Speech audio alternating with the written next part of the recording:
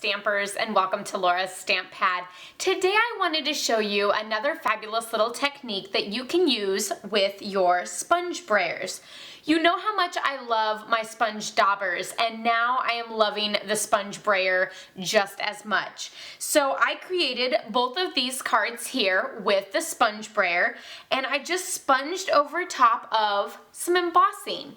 So this one uses the Lovely Lace Embossing Folder, and I added some of the Pool Party ribbon here that is just super stunning. I love that. It's got a little bit of shine to it as it has a little bit of satin, but then it's got those stripes for some texture.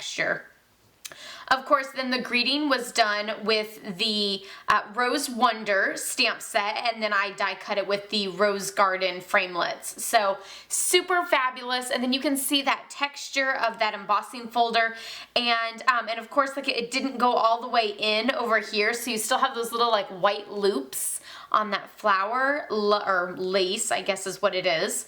But love, love, love that. And then of course this one, I used the Elegant Dots Embossing Folder.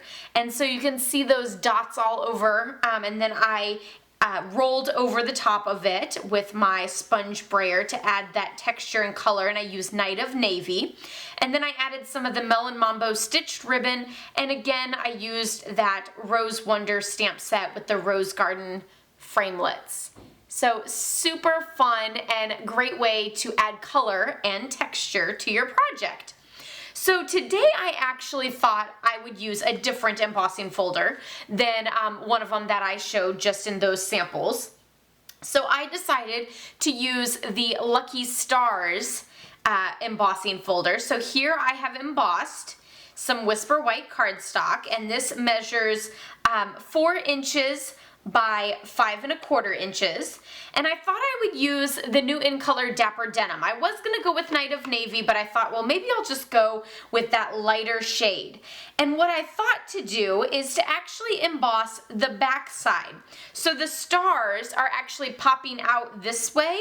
So I thought, well, maybe if I lightly go over the back side, then I would have these like white looking stars with a night background with that Dapper Denim. So let's see how this works. Sometimes it works really well and sometimes it doesn't.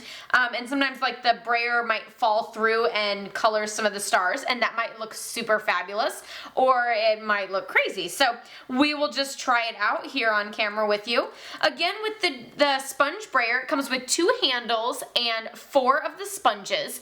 And I actually just rinse the sponges off and squeeze all the excess ink out after I use it, and then just let them dry, and they're good to use with another color every time. I have noticed that I have a pink one that is really pink, and no matter how much I clean it, so I've kind of just left that one as this is the one I'll use for all of my pinks. But you'll just roll it over your ink pad like this. You won't be adding enough ink to where it's like the whole thing is completely saturated, but just enough that you can see a little bit on there, and then you're just going to lightly go over your project. Ooh, I think I'm loving this. If I keep my gentle hand, this is going to look super fabulous.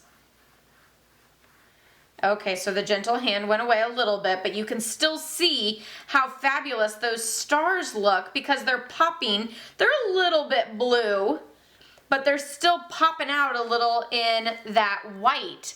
Isn't that super fun? I feel like I'm gonna go this way now just to see what happens. Add a little bit of ink.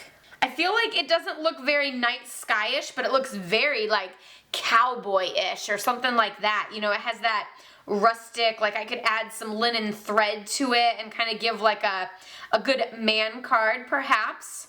Of course, I could always go a little bit harder and see what happens, but I think I'm gonna leave this the way it is.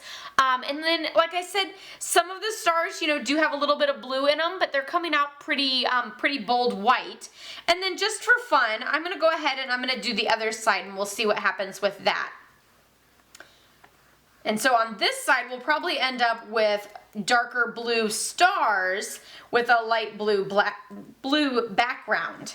And again, you can just go over it as many times as you want until you get the color that you wish. So if you want like a really dark color, then just keep on rolling. And if you want a lighter color, then just stop early. So there you kind of can't see the stars as much, and it looks like I went a little too dark on this side, but I could always add my greeting right there or a little bit of twine to sort of take off the focus of that. So you can see this is the one side and that is the other side, and I super think I love this side so much better.